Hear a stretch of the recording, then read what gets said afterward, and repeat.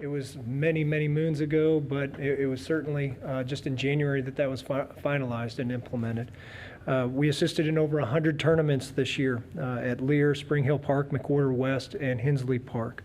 We processed and completed 279 service requests and 605 work orders. So those are the things that our guys are doing on a daily basis. We developed and implemented an athletic turf maintenance program.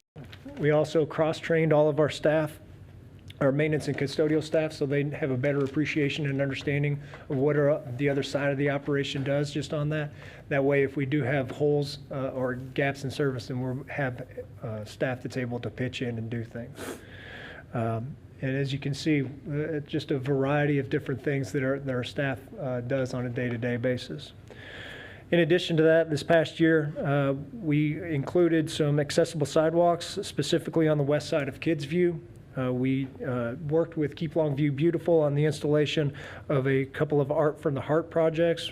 This one, Vital Signs, is at both the north and south end of Warman Trail, but then also the Herd, which is the bicycles that you've seen along the trail as well. Keep Longview Beautiful also assisted in some tree plantings at Teague Park as well as at Broughton. We also started the work on the Arboretum. As you can see, the county last fall did some clearing along with our Public Works Department. And so that big old brush pile that you can see on the left side is actually gone now, but we've done a lot of work out there, and we'll continue to do that as we work into the new year. Out at Teague Park, a considerable amount of work has been put into that park as well, with the finalization of the Vietnam Memorial Wall. The Veterans Recognition Foundation continues to work on that, but we have also helped on that site with site drainage, new asphalt trails, new ADA walkway, additional lighting, and general site cleanup. We've spent a considerable amount of time out there making sure that we raise the level of the maintenance of that facility. We installed the fence around Lear Soccer Complex, which has assisted in our turf maintenance program, and also kept people off of the fields to allow us to recapture some of the fees that should be generated out there. We also, also completed a new playground installation at Aiken Park, and so you can see that right there in the picture. So the Recreation Department has been quite busy as well. Again, they participated with the athletic facility use rules, regulations, and fees. We developed and implemented a mobile food unit policy. Of course, we haven't really had anybody partake in that as an individual unit, but they have participated at special events, which is done through development services. We have also refined and implemented our social media program, and so we've had extensive use and views on our social media. The coach's background check policy was approved for this year. We also designed and distributed a recreation program guide, which is the first time that we had done that in quite some time, and we plan on doing that again, getting that out at least once, if not twice, for this upcoming year. We coordinated the use of Broughton Recreation Center with United Way for their volunteer income assistance, tax assistance program. We replaced all the sand in the filter at the indoor pool at Paul Martin Jones. We introduced member appreciation days and bring a friend days at Paul Martin Jones. We hosted the state basketball tournament as well as the regional track meet. We offered new special events at the outdoor pools, including deck art days and our Learn to Swim meet. We taught swimming lessons to 947 participants, which is this exact same number actually that we did the year before. So I always look at swim lessons as drown-proofing kids. So with the number of lakes, rivers, streams, and everything that we have around here, that's a good thing to be able to mention. We offered over 40 recreation programs. We introduced 5 new recreation programs. We held a daddy-daughter dance for the first time with 65 participants. We handled 786 pavilion reservations, which was up from 240 from the previous year. So we had 3 times the number of pavilion reservations this year. And we also continue to support their community-wide special events, including Martin Luther King, the Kids Fishing Derby, Cinco de Mayo, Juneteenth, 4th of July, Christmas activities, and Downtown Live. So those are just a little bit of the things that we have done for this past year. So it all comes down to money. I mean, that's what it's all about. And so what we've put together is last fiscal year, so that ended on September 30, so we're actually into a new fiscal year. But what I've done is put together the parks totals, and so for FY14 and 15, again, you have to remember that fiscal year is where the Great Divide happened, if you will, within the department, and so the numbers do not necessarily correlate to the FY15-16, but certainly you can take a look at what we budgeted for the year and what we actually ended up at. And so for our personnel costs, we actually spent $825, whereas we had budgeted for $858,000. So a lot of that is in our overtime. The reason we did not reach that is because of overtime. We did a much better job of utilizing overtime, but then also we shifted some of that cost to sports tourism side of things as well. Supplies, again, we did a good job of managing what we had, and you kind of go on down the line as to what we compare what we budgeted and what we actually spent. So as you can see, the bottom line is we spent about $500,000 less than what we had originally budgeted. And part of the reason for that is the reduction is, last year was a little bit of a challenge sales tax wise for the city overall, and so we were asked to minimize the expenses as much as we possibly could, and we certainly did our part to be able to maintain that. Big part of it is the capital cost, that $303,000, $200,000 of that was for the green, and that was transferred out. So actually that was money that was spent, but just not within the parks side of things. So then on the recreation side, again, some of the costs were added to the recreation side that weren't there previously. So again, it's hard to compare 14-15 to 15-16 truly, but as we move forward to this next year, we'll have better numbers to be able to compare year to year.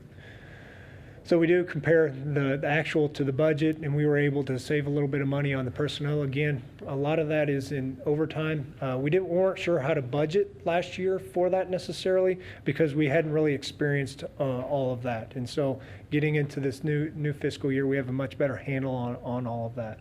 But as you can see from the bottom line, it was about $150,000 overall in savings from the budget as to what we actually spent last year.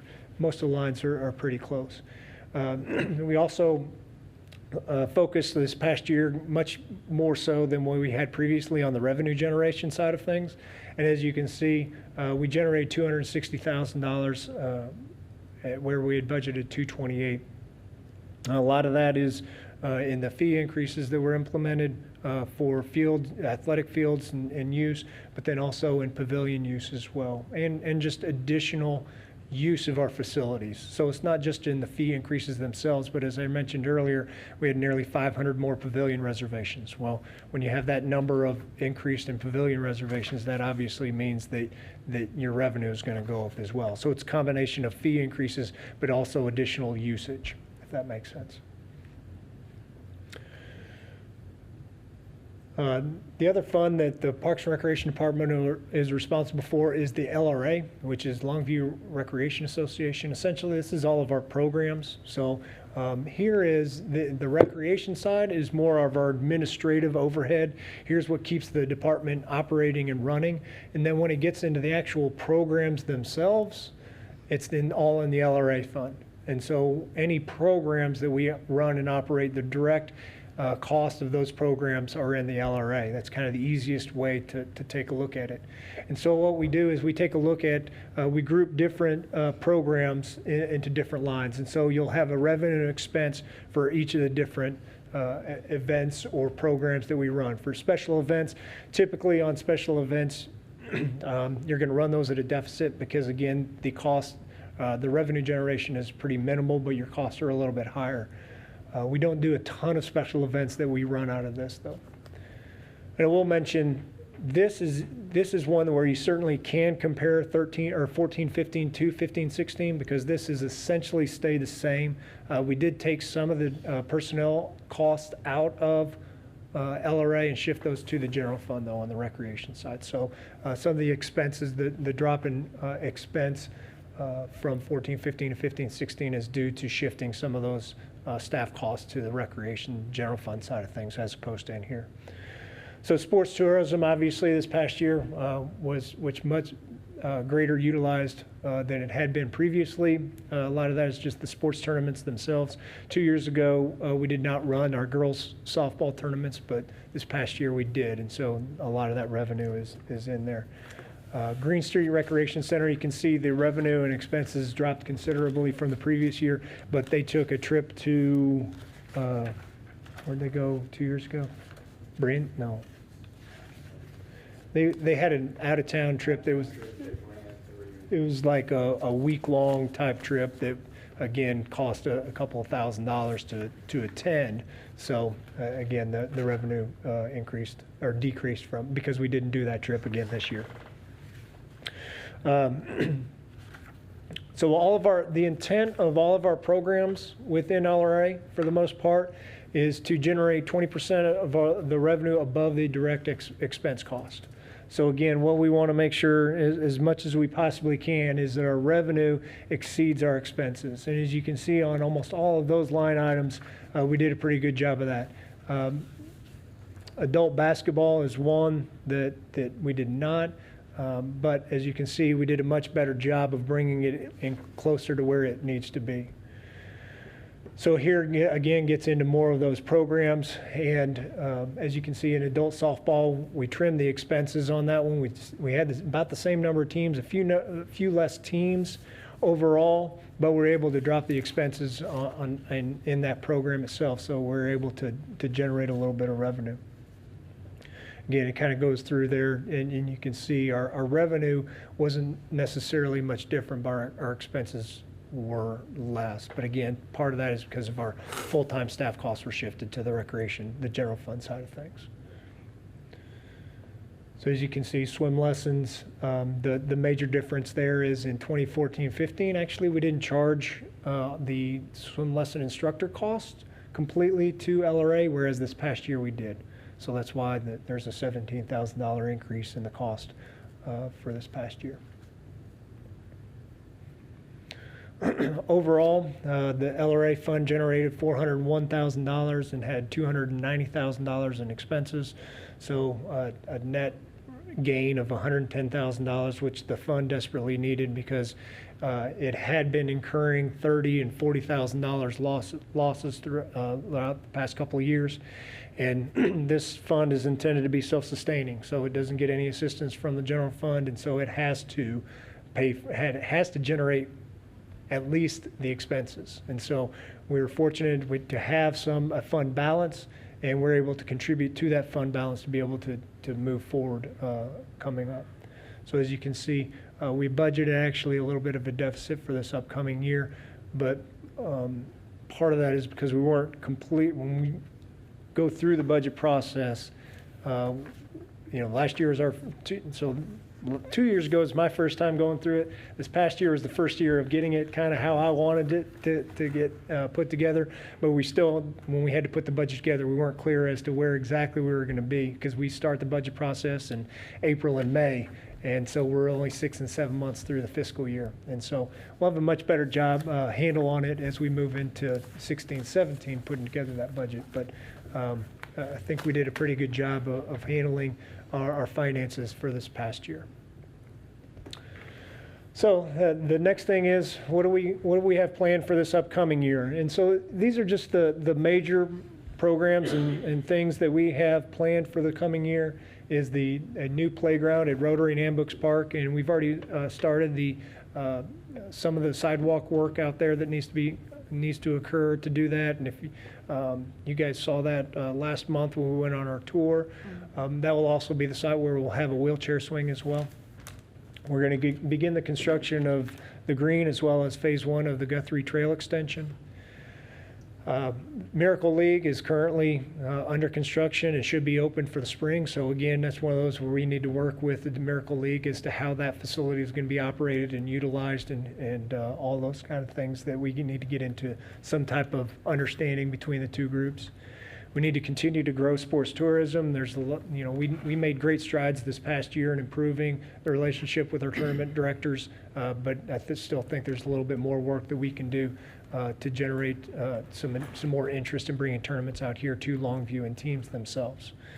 We need to increase the number of recreation programs. The more people we have in our programs, the more interest we have, and the better community we have overall. And then lastly, we need to update the park ordinances that we have.